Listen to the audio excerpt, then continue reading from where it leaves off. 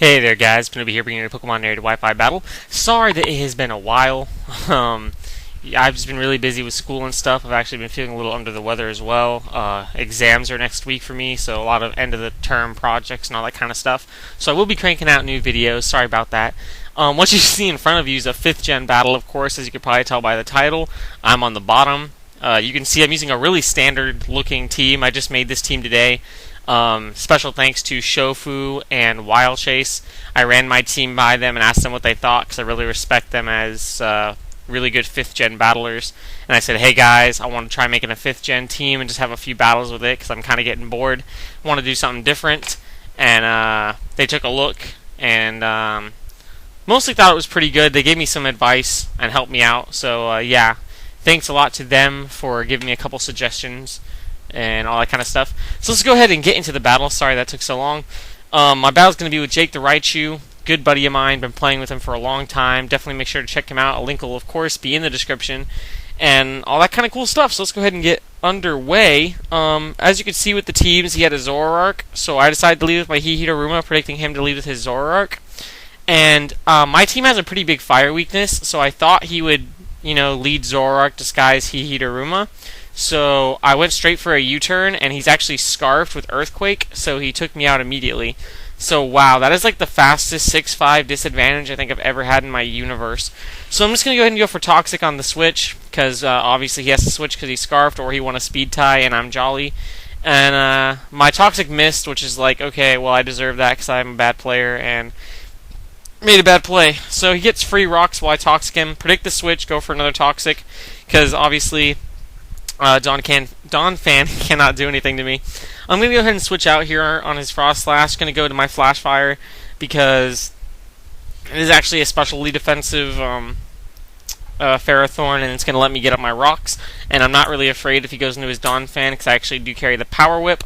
So that's pretty much going to be my game plan at this stage. He's going to go ahead and swap out, go into his Conkeldurr or his Repulsion. And one of the reasons I want the rocks up is so I can distinguish between his Zoroark and his Heateruma, since my team is so weak to Heateruma. Making bad switches could really cost me. So I make some sort of over prediction, go to my Latios, which is nicknamed Latias, which is probably confusing, but that's the point.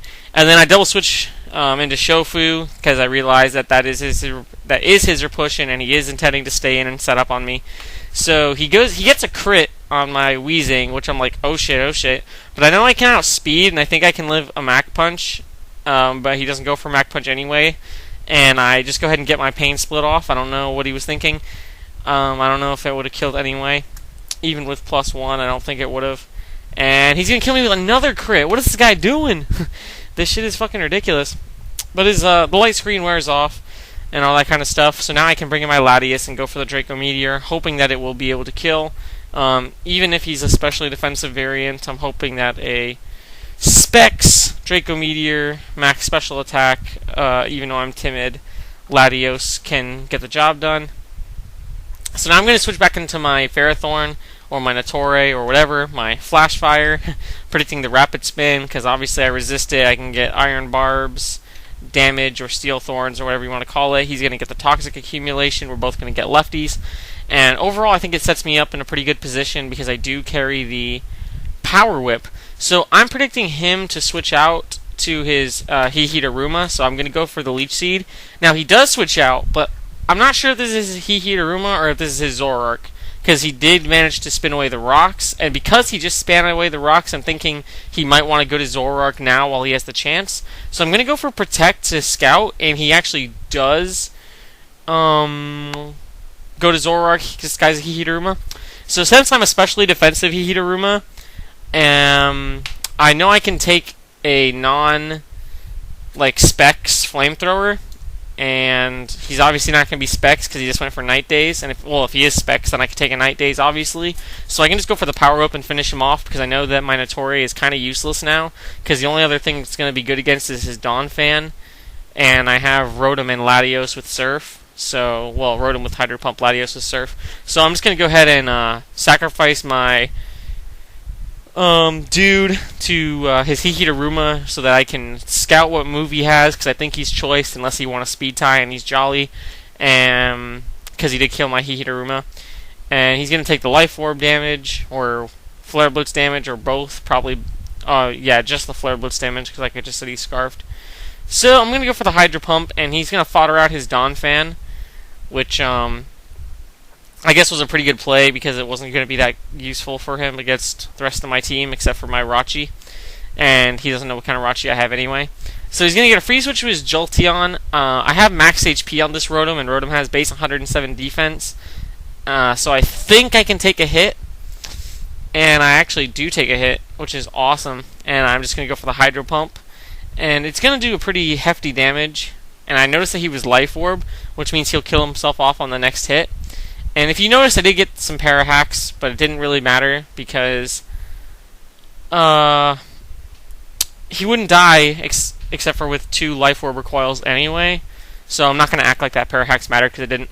So I go to my Rachi, knowing that I'm Scarfed and he's Scarfed, but I'm 5 base speed higher, and I'm Jolly. So I can just go for the U-turn to get some damage on him, bait him into going the Fire move, go to my Latias as Death Fodder, because he's going to take Flare Blitz recoil damage, plus the damage from U-turn, which means that hopefully I can kill him with 2 Iron Heads. So, because I know that Hihidaruma has like really shitty defense, and Jirachi doesn't have shitty attack. So I'm going to go for the Iron Head. It does look like it's a 2-hit KO, and I do get the 60% flinch, which I think it kind of deserved, because of, double Stone Edge crits on my Weezing, which could have held out against 1 hit of a Hihidaruma anyway. And then, since I'm Scarfed, I can outspeed and kill his Frostlass. So that's actually going to be the game. I'm actually super fucking tired. It's like 11 p.m. I'm going to upload this right after I'm done narrating it, so you're already watching, so I don't know why I'm telling you that. Hopefully you guys enjoy. Check out my other videos. Have a nice day. Catch you in the future. Peace.